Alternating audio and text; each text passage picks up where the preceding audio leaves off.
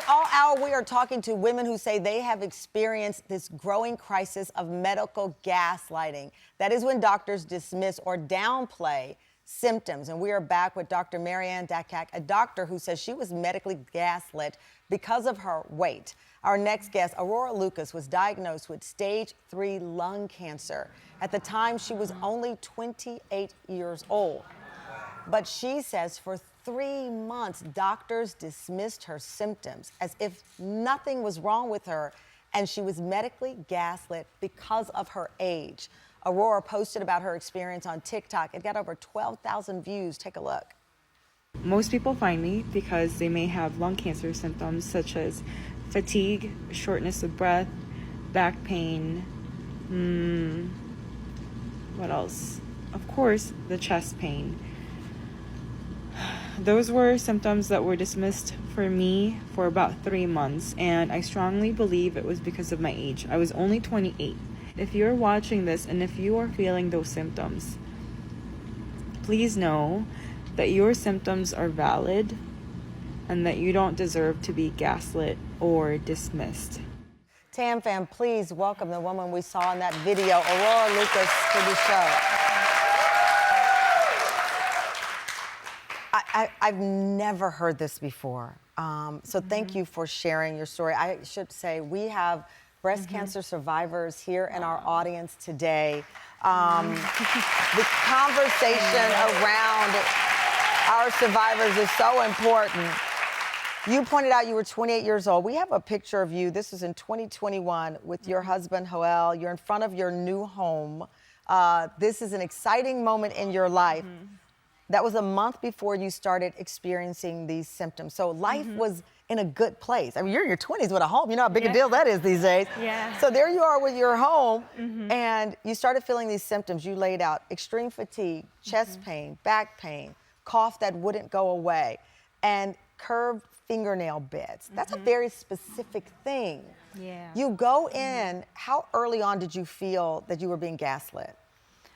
The first appointment, actually. Really? Yes. From the beginning? From the beginning. Yeah. Like the first 5 minutes. How I already soon did your kind of knew age come something. into play? What did they say? Yeah, so I came in there and I listed my symptoms of fatigue, back pain, and that I was coughing a lot and that I had felt chest pain. And straight away, the doctor looked at me and he said, "You look great.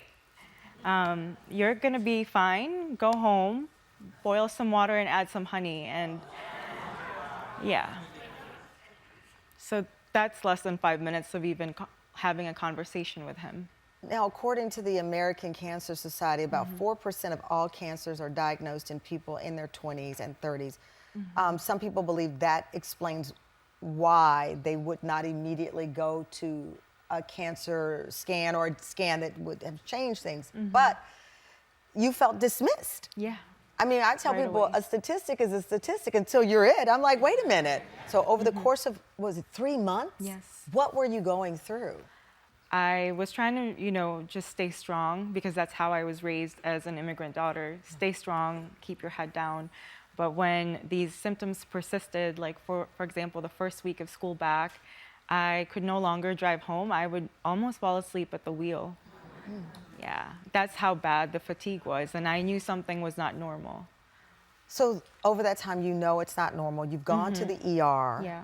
What treatment did they give you at the ER? At the ER, they actually, after 2 days of being in the hospital, doctors had told me, "Hey, we found something in your x-ray and it's a haze." And I said, "What?" I was not expecting that. So at the ER, they gave you the PT or PET scan. Is that Not what? yet. Not yet. The PET scan, I couldn't get it because of my insurance.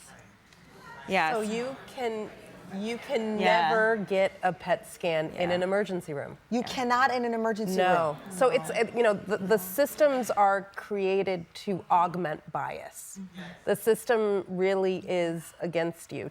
To be able to order a CT on a 28-year-old, I would have to have at least 1 or 2 other scans before. So we would need the X-ray From the ER that she got that showed this cloudiness. and then we'd have to apply to get approval. And so she's caught in this situation, in this Totally loop. caught. How did you end up getting the PET scan? It was those emergency room doctors advocating for me because it was my primary care physician that would not approve the PET scan.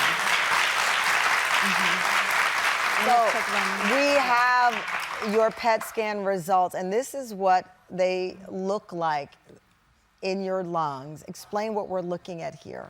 Yeah, so my first symptoms showed up in September. So this PET scan happened in November. And you could see, so in the beginning, they told me there was a mass, just a little one. And here, there's already a pretty big tumor. And you could see that my lymph nodes are pretty enlarged at this point. We have a visual of what lung cancer can look like from stage 1 to stage 4. You were given an official diagnosis of stage 3 lung cancer. You are receiving treatment now. How is that going? It's going okay. I have to take a pill every day at the same time at around 10 p.m. But there's those hidden side effects that I have to deal with on my own. But other than that, I'm glad I'm alive.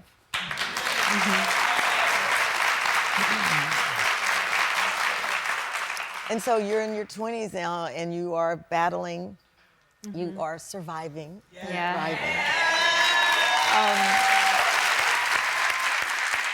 My story is not just mine, but it's the common story in the lung cancer world, and that's the saddest part, is that everybody, a lot of us, especially women of color, are going through the same thing.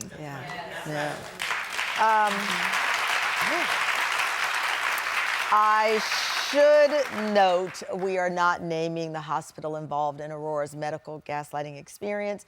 We reached out to the hospitals for a statement and have not heard back.